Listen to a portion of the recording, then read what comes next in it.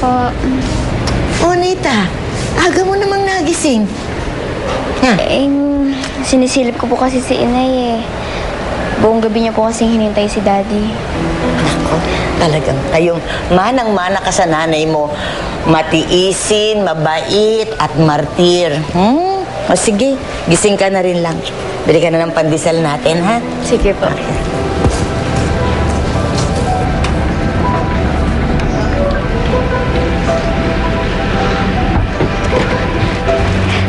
Good morning po.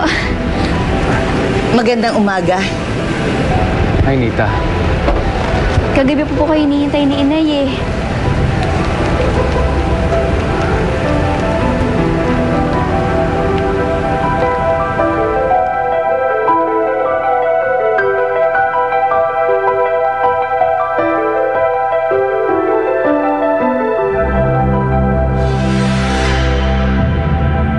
Nagmamaneho kayo ng lasing? How irresponsible!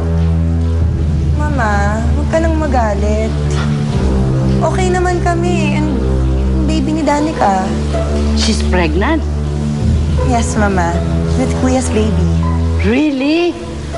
At alam ni Arturo ito? Yeah. Now, let me guess. Hindi niya matanggap ang baby, ano? Actually, nag-away nga sila eh. Nagalit si Danica kasi sabi ni Kuya, baka daw hindi niya naman anak yun.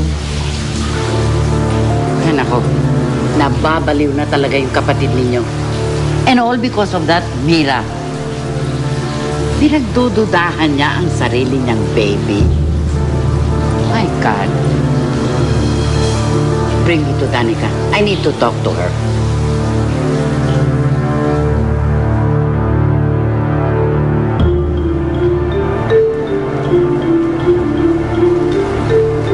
Arturo?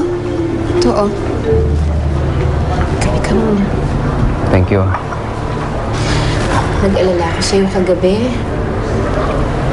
Niintay kita eh. Akala ko kung ano nangyari. Hindi kita matawagan dahil nasira naman yung cellphone ko. Nung hindi kitang kausap, sabi mo, pupunta ka na dito. Na-aksidente kasi si Alex at si Danica. Pero minor lang naman. But I had to stay with him. Akala ko nagbago na isip mo eh. Nagbago nga.